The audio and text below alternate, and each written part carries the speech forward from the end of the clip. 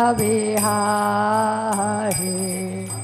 Gopiranavallabha Girivardhari Gopiranavallabha Girivardhari Yasodanandana Brajadana Ranjana Sodanandana Brajadana Ranjana Yamunatiravanachari Tiravanachari Jai Radha Madhava Kunja Bihari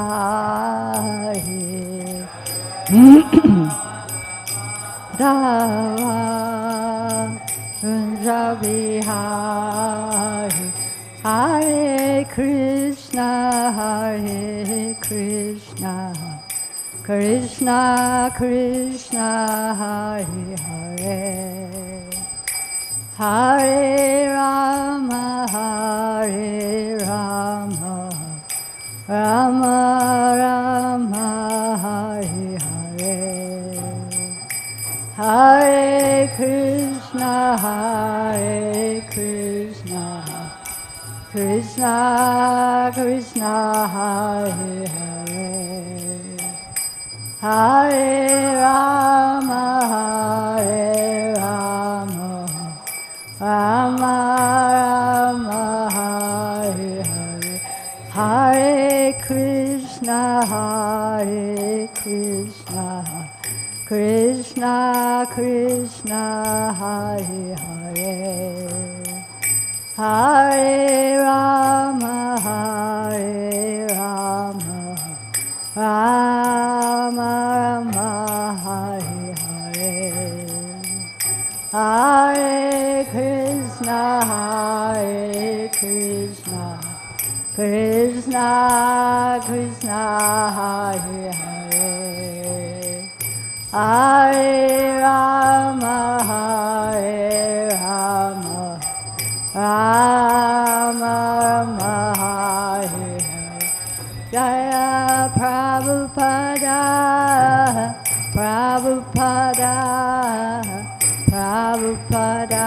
Srila Prabhupada Prabhupada Srila Prabhupada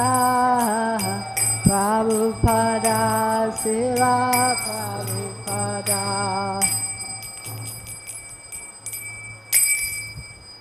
Prabhupada ki jai.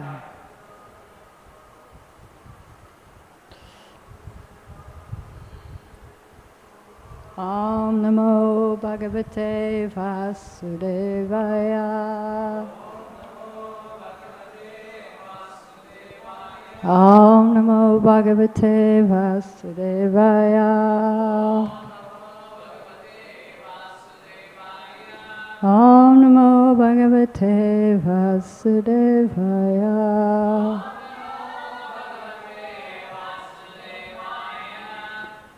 So the topic that I was given to speak on was Krishna killing the demons in Vraja Leela. And they asked me to give them a verse. So I suggested a verse, but it didn't manifest. So you'll just have to tolerate. I will read. I actually chose one from the 12th canto. Maybe that's why they didn't put it. I don't know.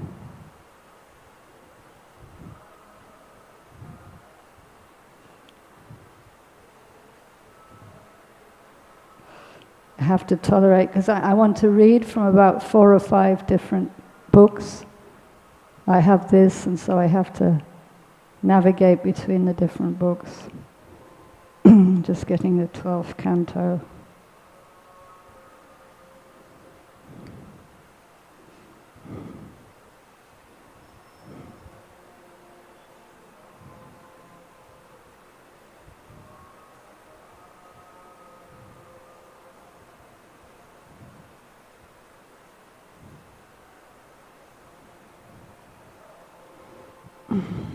Okay. I will read the Sanskrit and then I'll read the translation. It's a short purport.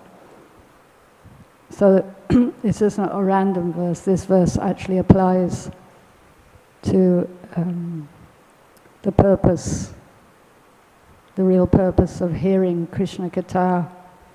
Samsara sinnati dustaramutiti shor nanya plavo parvata purushottamasya lila katara sevanam antarena pumso bhaved vivida dukkha davaditasya. Samsara. Okay. Samsara. Yeah, samsara. Of material existence. Sindhum. The ocean. Atidustaram. Impossible to cross. Utiti shore. For one who desires to cross. Na. There is not. Anya, any other. Plava, boat. Bhagavata, of the personality of Godhead. Purusha Uttamasya, the Supreme Lord. Lila Katha, of the narrations of the pastimes. Rasa, to the transcendental taste. Nisevanam, the rendering of service. Antarena, apart from. Pumsa, for a person. Bhavet, there can be. Vivida, various. Dukkha,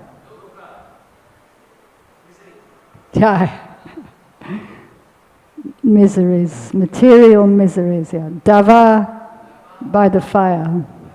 Aditasya, one who is distressed. Okay. Translation. For a person who is suffering in the fire of countless miseries, and who desires to cross the insurmountable ocean of material existence, there is no suitable boat except that of cultivating devotion to the transcendental taste for the narrations of a Supreme Personality of Godhead's pastimes. I'll read it again, or maybe we do this, I say a bit and you say a bit, so then everybody hears it. For a person who is suffering in the fire of countless miseries and who desires to cross the insurmountable ocean of material existence, there is no suitable boat except that of cultivating devotion to the transcendental taste for the narrations of the Supreme Personality of Godhead's pastimes. Purport. Although it is not possible to completely describe the pastimes of the Lord, even a partial appreciation can save one from the unbearable miseries of material existence. The fever of material existence can be removed only by the medicine of the holy name and pastimes of the Supreme Lord, which are perfectly narrated in Srimad Bhagavatam. Amankina tamarandasya gina gina shakaya chakshur militam nena tasmai shri guru venama Mukham karoti vacharam pangam langeti grinta kripa tamaham vande shri gurum dintarana.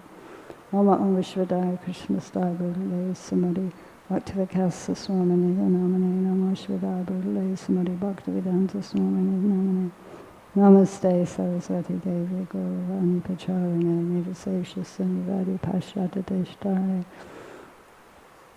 Vanchakalpa Trubhischa Kribisindhya Vachapati Tanam Pavanabhya Vaishnavabhya Namaha. So the idea is that by hearing the pastimes of Lord Krishna, we make progress across this insurmountable ocean of miseries of repeated birth and death. So we can bear that in mind. When we listen to the pastimes, it's not just some nice stories, like children's stories. Or sometimes Indian people, it's also all over the world, scholars, etc., they think it's mythology, or in the West they say mythology.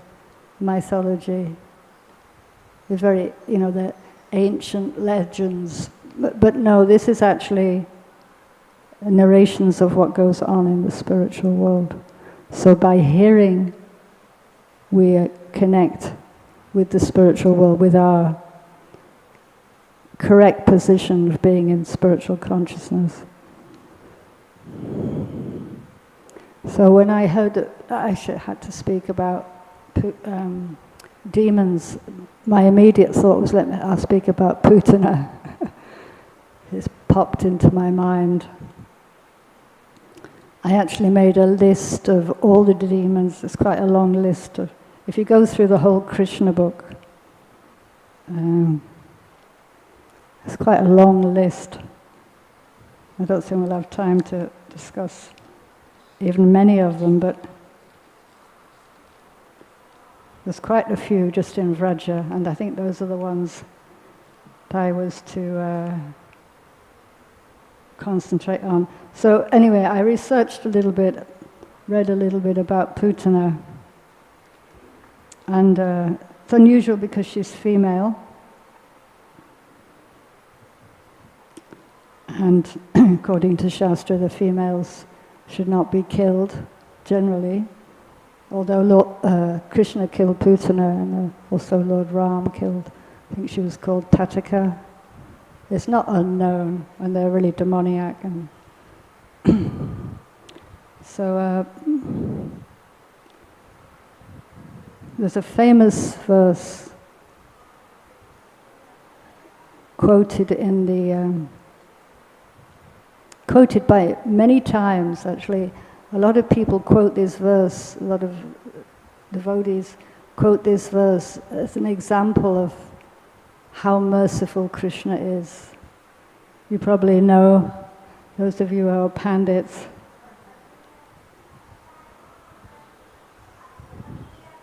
Come here and say it.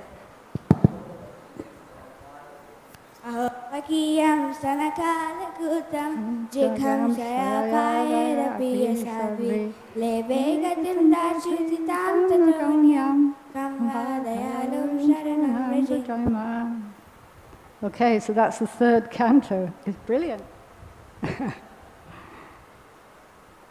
That's the third canto, second chapter, verse 23. And it's spoken by Uddhava. He's been asked by Vidura different questions, and he's speaking about Vrindavan, about Krishna specifically, and he's in ecstasy, and he speaks this verse. I remember when I first read it, I thought, what is so special about Krishna killed so many demons. This one, Putana, but actually, when you read the Leela, when you really think about it, it does show how extremely merciful Krishna is. I just want to find the... Okay, so Prabhu over there, he chanted the verse, and the verse, the translation, spoken by Uddhava, he says, "Alas, how shall I take shelter of one more merciful than he who granted the position of mother to a she-demon, Putana? Although she was unfaithful, and she prepared deadly poison to be sucked from her breast. And then Srila Prabhupada says in the purport, here is an example of the extreme mercy of the Lord, even to his enemy. It is said that a noble man accepts the good qualities of a person of doubtful character, just as one accepts nectar from a stock of poison. In his babyhood, he was administered deadly poison by Putana, a she-demon who tried to kill the wonderful baby. And because she was a demon, it was impossible for her to know that the Supreme Lord, even though playing the part of a baby, was no one less than the Supreme Personality of Godhead. His value as the Supreme Lord did not diminish upon him becoming a baby to please his devotee Yashoda.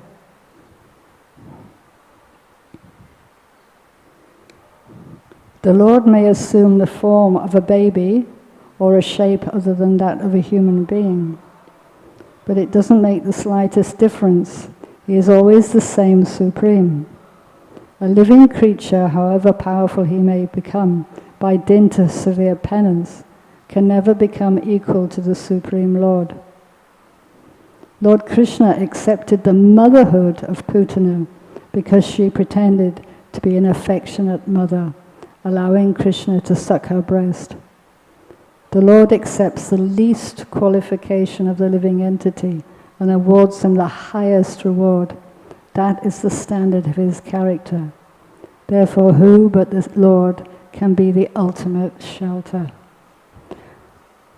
So sometimes the demons are killed and they get impersonal liberation or Sayuja Mukti, Sarupya Mukti. I think there's Pondrika he got. But Putana, she was elevated to the position of a mother. It's like Yashoda, it's like, seems quite extreme. Mercy, and that's the point. That's the point, that Krishna can be so merciful. And it's the glorification of the Lord that he did that. When we hear, it's we can wonder.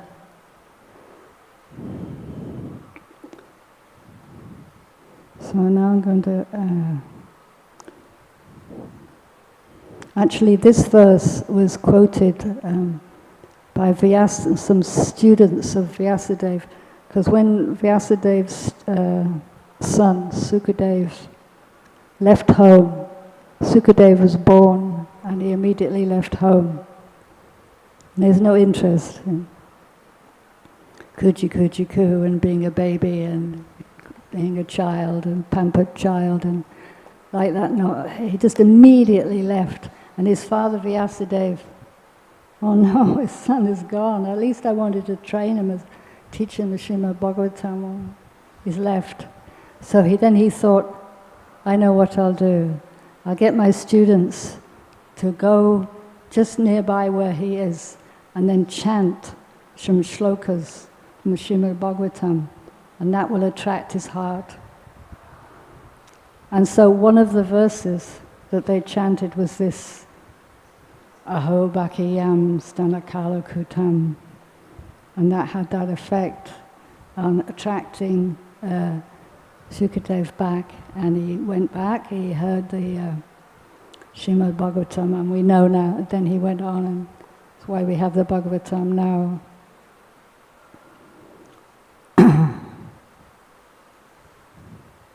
So I'm going to read a little bit from Krishna book, because Prabhupada gives a very nice description of Putana.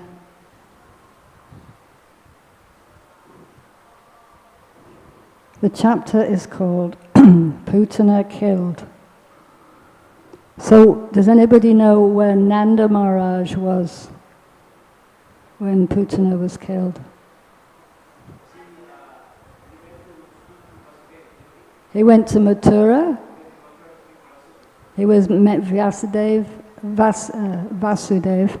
and he had to pay taxes. He was out of town, as they say. And while he was there, Vasudev said, "You should take care, you know. There could be some disturbance. Something could be, you know, not quite right in Braja."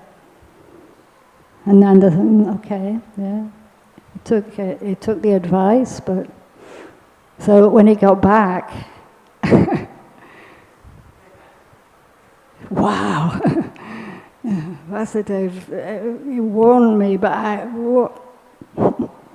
so while Nanda Maharaj was returning home, he considered Vasudev's warning that there might be some disturbance in Gokul. Certainly the advice was friendly and not false. So Nanda thought there is some truth in it. Therefore, out of fear, he began to take shelter of the Supreme Personality of Godhead. It's quite natural for a devotee to in danger to think of Krishna because he has no other shelter. When a child is in danger, he takes shelter of his mother or father. Similarly, when a devotee is always under the shelter, similarly, a devotee is always under the shelter of the Supreme Personality of Godhead. But when he specifically sees some danger, he remembers the Lord very rapidly. Krishna, Krishna, Krishna, Krishna. Yeah? We have a problem. We chant Krishna very seriously, very sincerely. Krishna. After consulting with his demonic ministers, Kamsa instructed a witch named Putana, who knew the black art of killing small children by ghastly, sinful methods. So she didn't just kill them. It says in Gopal Champu that she used to eat them. Yeah, she would drink their blood, and then eat the children. It said she would eat children like a pile of children. She would eat them like people eat a pile of rice. So you're sitting eating like handfuls of rice. She was eating handfuls of children, very big. She had a very, very big, her natural size was very, very big. There's another, it said took 6 hours to walk from the top of Putana's head down to her feet. It would take 6 hours, so that's how long, 12, and it says in Krishna book 12 miles, which is about 2 miles an hour walking. And then to walk from here to here, from one hand to the other, that would take 3 hours. So huge. Anyway, Kamsa instructed the witch named Putana, who knew the black art of killing small children by ghastly, sinful methods. So he sent her to kill all kinds of children in the cities, villages, and pasturing grounds. Such witches can play their black art only where there is no chanting or hearing of the holy name of Krishna. It is said that wherever the chanting of the holy name is Krishna is done, even negligently, all bad elements, witches, ghosts, and dangerous calamities immediately disappear. This is certainly true of the place where the chanting of the holy name of Krishna is done seriously, especially in Vrindavan, when the Supreme Lord is personally present. Therefore, the doubts of Nanda Maharaj were certainly based on affection for Krishna. Sorry, I have to keep clearing my throat. Actually, there was no danger from the activities of Putana, despite her powers. Putana entered the county of Gokul, the residential quarter of Nanda Maharaj, without permission. Dressing herself just like a beautiful woman, she entered the house of Mother Yashoda. So she made herself, I don't know how big the residents of Vraja were. I know Arjuna was very tall, like 5 meters or something, huge by our standards. So I don't know, but anyway, Putana made herself the right size to fit in, dressed herself very beautifully. She appeared very beautiful with raised hips, nicely swollen breasts, earrings and flowers in her hair. She looked especially beautiful on account of her thin waist.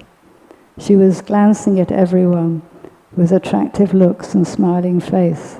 And all the residents of Vrindavan were captivated. So it said that it was Yogamaya.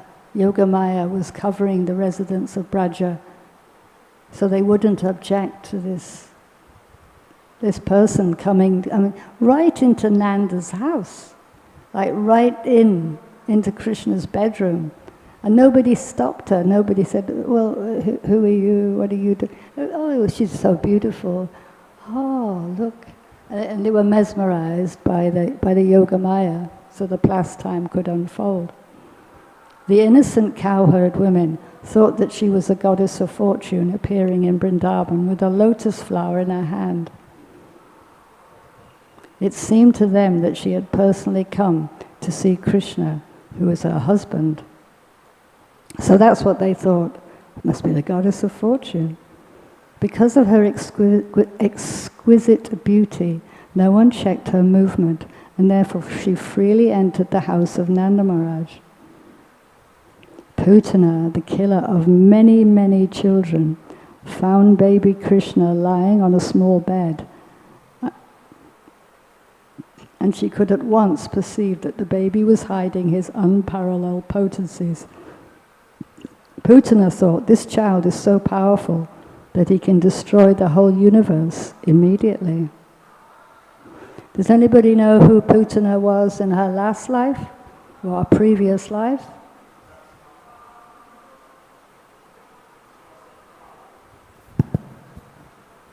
Her name was Ratnamala, younger sister of Bali Maharaj. Yes. There's a sister of Bali Maharaj, and she was there when Vamana came and was cheating Bali. He cheated him and said, I only want 3 paces of land. And then he took everything, he took the whole universe. So initially, when a sister, Ratnavali, was she called? Ratnamala. So the sister of Bali, Putana, was at that time called Ratnamala. When she saw Vamanadev come into the arena of the yagya where Bali was performing the yagya, she was attracted. She said, oh, what a beautiful young boy. I would like to feed him breast milk. She had that desire to be motherly towards him.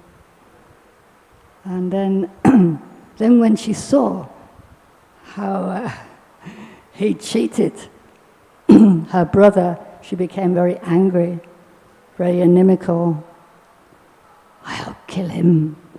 How could he do that? She became the opposite of motherly towards him. So she had this dual attitude. Anyway, back to Krishna book. Putana's understanding is very significant. The Supreme Personality of Godhead, Krishna, is situated in everyone's heart. It is stated in the Bhagavad Gita that he, Krishna, gives one necessary intelligence, and he also causes one to forget. Putana was immediately aware that the child whom she was observing in the house of Nanda Maharaj was the Supreme Personality of Godhead. He was lying there as a small baby, but that does not mean that he was less powerful. Krishna, as a child baby, is as complete as he is as a full-fledged youth. The living entities are minute parts and parcels of the Supreme Personality of Godhead. They are minute particles are sparks of the supreme fire. But they are not the original fire or Krishna.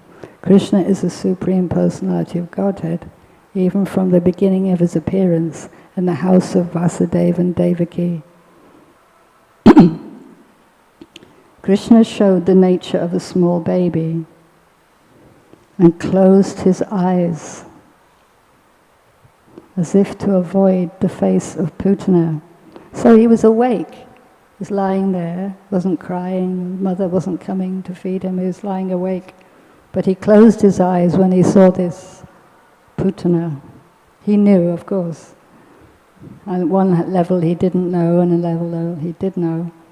This closing of the eyes is interpreted and studied in different ways by the devotees. Some say that Krishna closed his eyes because he did not like to see the face of Putana, who had killed so many children, and who had now come to kill him. Others say that something extraordinary was being dictated to her. In order to give her assurance, Krishna closed his eyes so that she would not be frightened. And yet others interpret in this way, Krishna appeared to kill the demons and give protection to the devotees, as stated in Bhagavad Gita.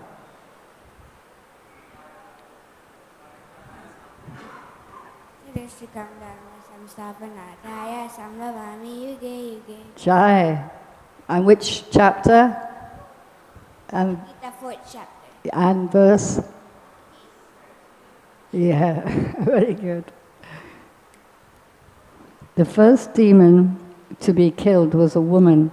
According to Vedic rules, the killing of a woman, a brahmana, cows, or a child is forbidden. Krishna was obliged to kill the demon Putana, and because the killing of a woman is forbidden according to Vedic Shastra, he could not help but close his eyes. Another interpretation is that Krishna closed his eyes because he simply took Putana to be his nurse. Putana came to Krishna just to offer her breast for the Lord to suck. Krishna is so merciful that even though he knew Putana was there to kill him, he took her as a nurse or his mother. It's actually a fact that women can feed other babies. Yeah? Normally you feed your own baby, but you can feed other children too. So this is, Krishna's accepting that, oh, she's my mother, she's going to feed me. There are 7 kinds of mothers. 7 kinds of mothers are? 7.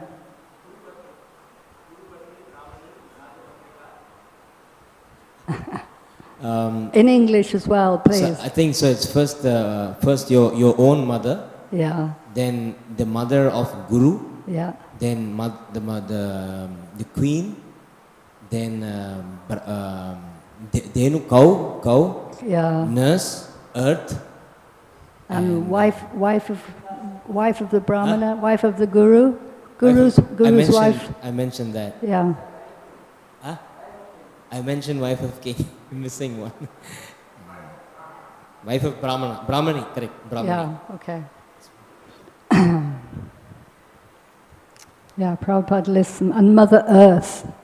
The Mother Earth. Because Putana came to take Krishna on her lap and offer her breast milk to be sucked by him, she was accepted by Krishna as one of his mothers. That is considered to be another reason he closed his eyes.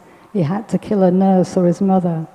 But his killing of his mother or nurse was no different from his love for his real mother or foster mother Yashoda. So he loves Yashoda and he reciprocates with her love. But killing Putana was also expression of his love for the soul, Putana. We further understand from Vedic information that Putana was also treated as a mother and given the same facility as Yashoda. Yashoda was given liberation from the material world. So Putana was also given liberation. When the baby Krishna closed his eyes, Putana took him on her lap. She did not know that she was holding death personified. Putana killed so many babies before meeting Krishna, but now Krishna would kill her.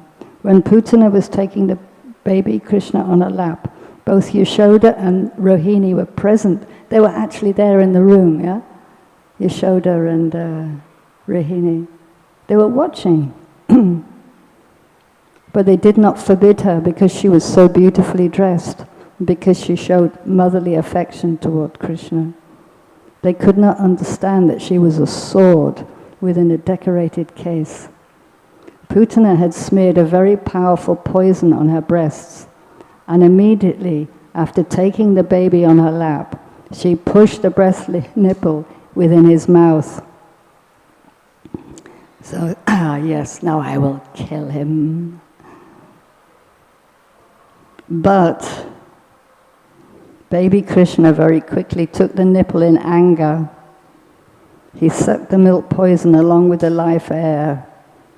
In other words, Krishna simultaneously sucked the milk from her breast and killed her by sucking out her life.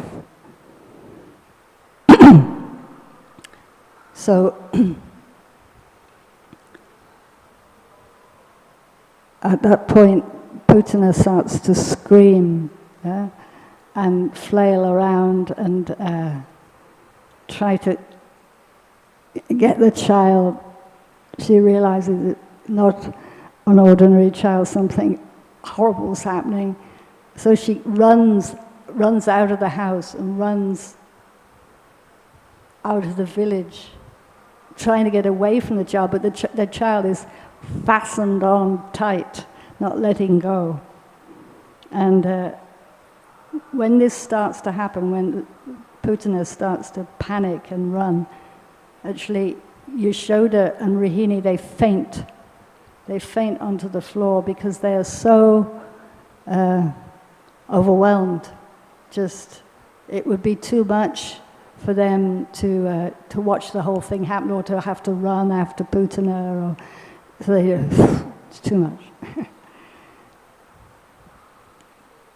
It's like they were protected from the full trauma. Okay. Krishna is so merciful that because the demon Putana came to offer her breast milk to him, he fulfilled her desire and accepted her activity as motherly. But to stop her further nefarious activities, he immediately killed her. And because the demon was killed by Krishna, she got liberation. When Krishna sucked out her very breath, Putana fell down on the ground, so outside she falls down. She spread her arms and legs and began to cry, "Oh child, leave me, leave me." She was crying loudly and perspiring, and her whole body became wet. As she died, screaming, there was a tremendous vibration, both on the earth and in the sky, in all directions, and people thought that thunderbolts were falling, because it's a big, loud sound. Yeah, she's 12 miles high body, staggering around. So when she falls to the ground, it's crushing the trees, you know, feeling like an earthquake. Prabhupada says, thunderbolts, like people thought thunderbolts.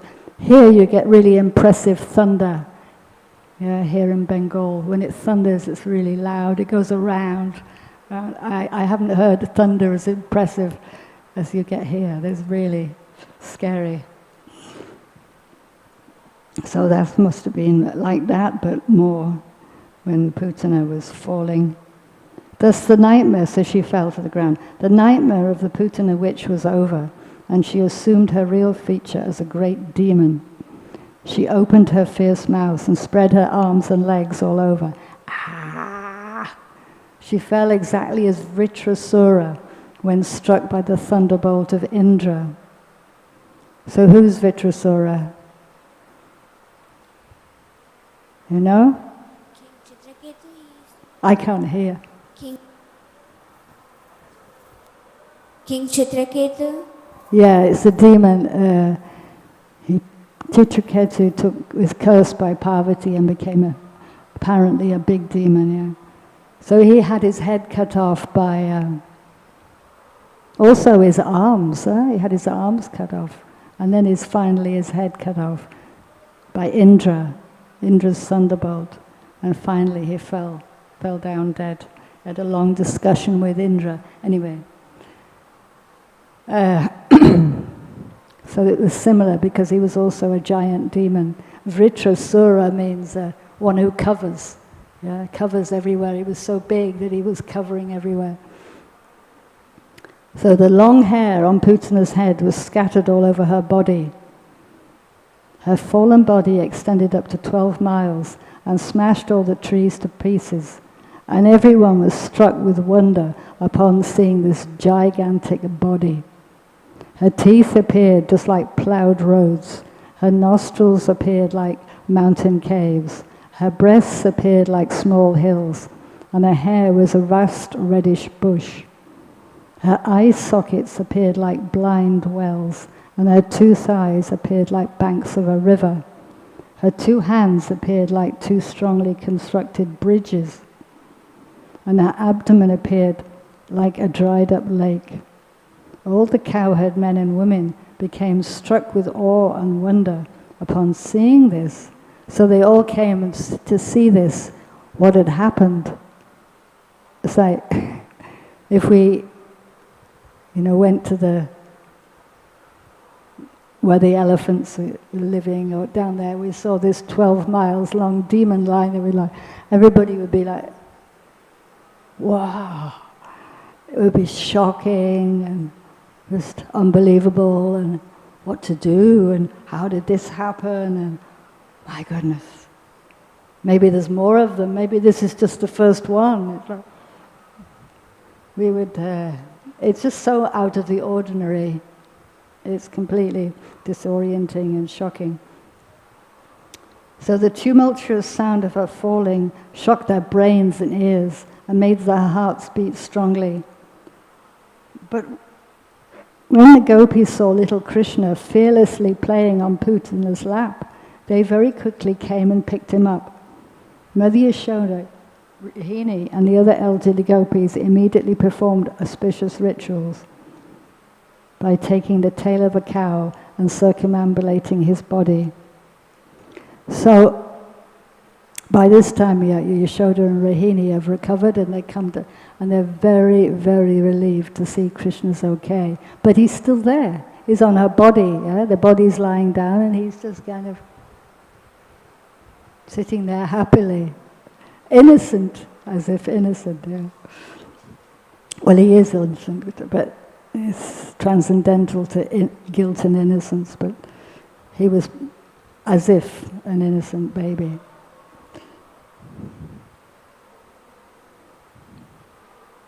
So the child was completely washed with the urine of a cow, and the dust created by the hooves of the cows was thrown all over his body.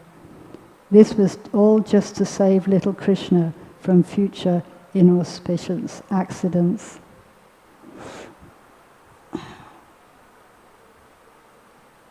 Okay. So I'm just, we can leave it there. I'm going to read the list of the demons that appeared in Braja. So there was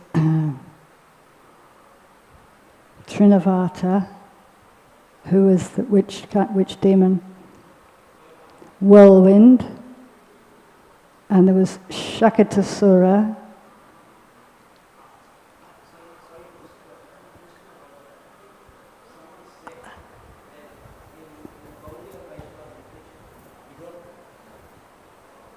Someone told me in the Gaudiya Vaishnava literature, we don't accept Shakatasura.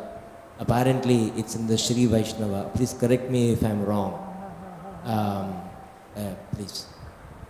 Well, it's in the Krishna book. Is it? So, Huh? unless it's part of the book changes, it's in the Krishna book. Yeah. Okay, sorry. No, it's okay. Sorry. I didn't even ever hear a mention of that. But there are some little differences between the sampradayas. Overall, it's an agreement, but there are some little differences, like the Madhavas, they never talk about Brahma Vimohan Leela, and there are differences. Okay, so Shakatasura, who may be contentious. That's Asura, the calf, yeah, calf demon. Bakasura, the crane. Yeah, I'm not. Some people say cranes. Some people say duck. Some people say a stork. Anyway, it was a big bird. A big bird. Yeah. Agasura, big snake. Denika, donkey or ass. Yeah. An ass. Now, Pralamba, that wasn't killed by Krishna. He wasn't killed. He was killed by Balaram. And there's... Sorry? He came as a cowherd boy, or he was playing with... Yeah. He climbed on... They were playing a game, and they had the team who won had to ride on the shoulders of the team who lost. Yeah. So he was riding on Balaram's shoulders. And then Balaram punched him. That was the end of him. And Shankashura, he's the one with the jewel on his head. Yeah. And then Keshi, that's a really good story. It sticks his hand in Keshi's throat and it expands, burning hot hand. Keshi's, it's all too much for Keshi and he dies. Now, I think the rest of them, Vyomasuras, that's not in Vrindavan, no. So, Bhaktivinoda Thakur has analyzed all these demons in Braja. And he's assigned different meanings to the Leelas. I'll just say it quickly because it's actually, people give whole seminars on the meaning of the killing these asuras. So we just mentioned them briefly. The idea is that each demon represents a different anatta. Yeah. So we might have a particular anatta in our heart, and then we can meditate on the pastime, and it helps us. So if you want to actually read more details about this, how the different Braja, demons in Braja relate to the anattas in our hearts, you can read in the Bhaktivinoda Thakur's Chaitanya Shikshamrita. So Putana, does anybody know who Putana represents? False guru, yeah, the pseudo guru. So if anybody's planning on becoming a fake guru, you can meditate on Putana. We also can think, well, I'm not a fake guru, but we can also misrepresent, if we knowingly misrepresent something for our own gain. Anyway, Shakatasura, that's described as being having a cartload of bad habits. Specifically lethargy, dullness, and misconceptions. Vatsasura is having the anatta of being immature, childish, and the childish immaturity leads you to behave badly. Bakasura represents cunning duplicity, which leads to disobeying your guru and being deceitful, deceptive, and false behavior. So you're behaving one way, but you're thinking another. Oh, Prabhu, how nice to see you, but actually, you know, duplicitous behavior. We may have that anartha. Probably I can recognize all of them to some extent. Agasura represents cruelty and violence, a lack of compassion for others, intolerance or hatred of others. Because the gross manifestation of lack of compassion is animal killing, but we also may, you know, be stepping on some poor little frogs, you know, as we walk around in the wet, you know, it's okay. Brahma, Denika, sorry, they're all mixed up. Denika represents, this is the donkey demon, he represents licentiousness, the desire for selfish ends, selfishness. And that leads to us not being able to appreciate the acharyas, not being able to fully appreciate the books, the shastras, because we have this selfish desire to enjoy, and makes our intelligence very gross. We have no proper understanding of the absolute truth. Kaliya, well, Kaliya wasn't killed, but he represents brutality and treachery, crookedness and envy. And Pralambasura represents lusty desires for personal gain and honor. You may get rid of gross material desires, but then we get desires for honor and prestige. You want to be recognized as, oh Prabhu, you're such a great devotee. You're such a nice kirtan leader. You're such a paka person. You're always doing such good. And we think, yes. You start to enjoy in a subtle way. Pralambasura. And that leads to the greed for position and honor. So you want the honor, and then you want the position that will feed that desire. Okay, I think that's most of them. But it's quite interesting to read their... I think it's time to stop. Oh, we've got a few minutes, 5 minutes maybe. So if anybody has any comment, question, shlokas to chant.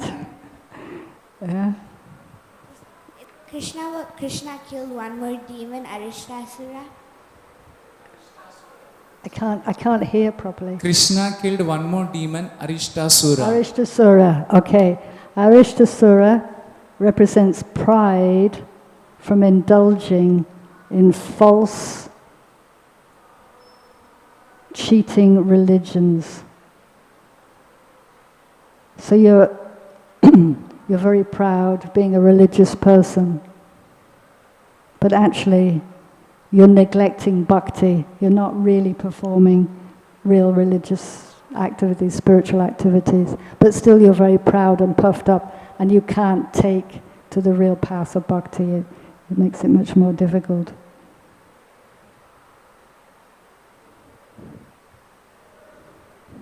Did I say what Trinavarta represents? Trinavarta? It says here, false pride arising from material scholarship. That's Trinavarta. Attachment to, well, in the modern day, attachment to evolution, science, Buddhistic ideas, materialistic logic. You see sometimes devotees fall into these mindsets, yeah. How they try to match up the Srimad Bhagavatam with modern science, modern astronomy, or the ideas of, evolution. I know I'm attached. I like modern science and evolution and these things. So if you're attached to those things, you're attached to false arguments, and it undermines your faith in the Shastra, and it can obviously then spoil your bhakti. Then, Bhaktivinoda, I'll just end with this quote. Bhaktivinoda Thakur says, the devotee who worships the holy name should first petition the Lord for the strength to cast out all these unfavorable tendencies. By praying thus daily, one's heart will eventually be purified. One must cry and admit defeat. So I have these anarthas. Dear Lord, please help me.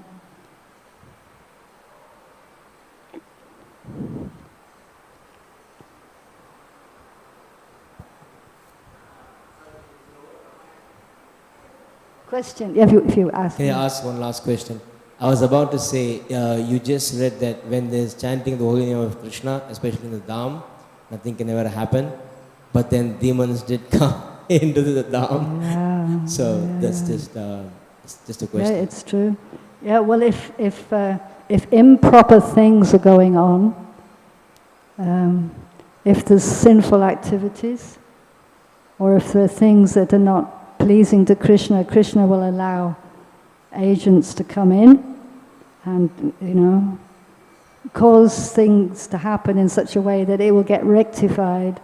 But there's a very interesting article written by Shamasundar. He's a famous astrologer. I think he's Prabhupada disciple.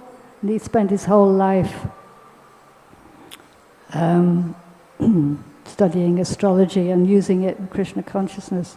So when that incident of the Radharani, the little Chota deities that Prabhupada worshipped, they were stolen, and then one devotee got his leg blown off, and there was, that was a very serious case of, what you were talking about, demons coming in. They went to Shamasundar and they said to him, why did this happen? This is the holy Dham, these are Prabhupada's childhood deities, and why did this happen? And so I don't think it was just Shamasundar, but some expert astrologers, they investigated, and it came to light that there were some very inauspicious activities going on in the Pujari department.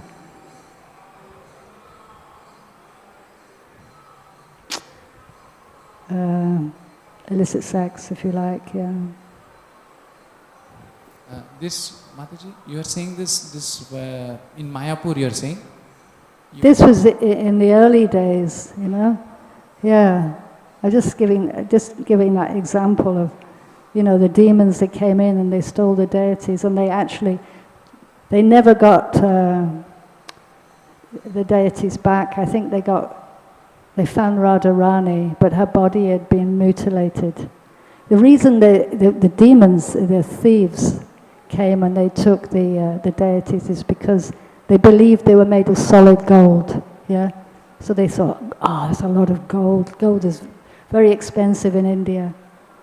We'll steal them and then we can melt them down. And so when they actually, according to the astrologers, they were able to locate where the deities had been taken. And they'd been buried, and they found Radharani, but she'd had one arm, one leg cut off, and they'd taken the arm and the leg to get them verified if it really was pure gold. It wasn't.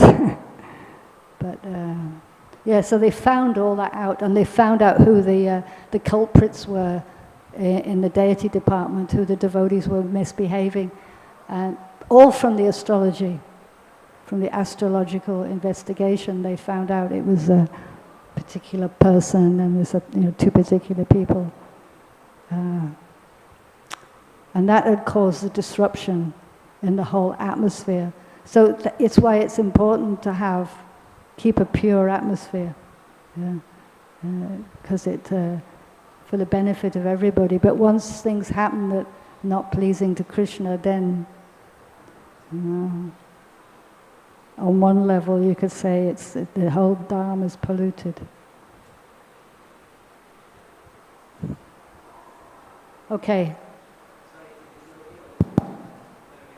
Yes, I don't mind. It's the manager will be. All right.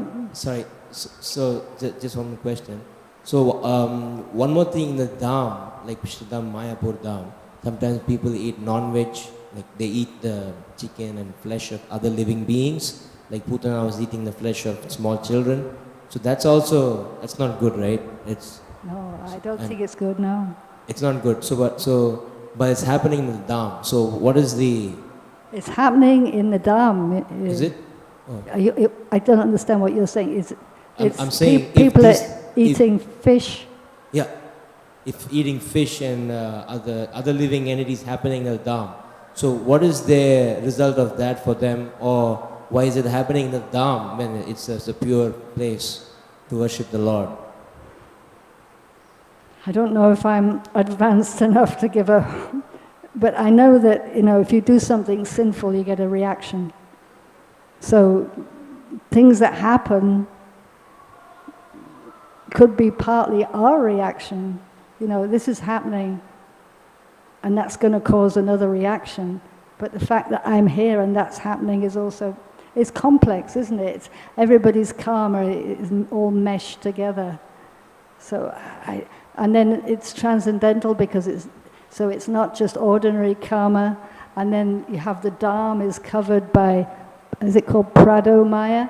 So that people can't just come to the Dham and enjoy the nice atmosphere, but they see more the external covering of it, and it blocks people coming with just a pure enjoyment mentality. I don't know enough. I'm not advanced enough or know enough about the subtleties. Maybe somebody like Jananivas would have an understanding of this, Sorry, I can't really answer that one. But all I know is that, karma, the laws of karma are there.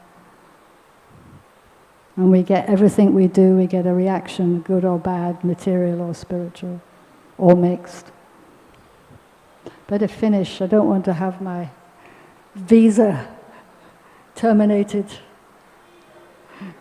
Hare Krishna.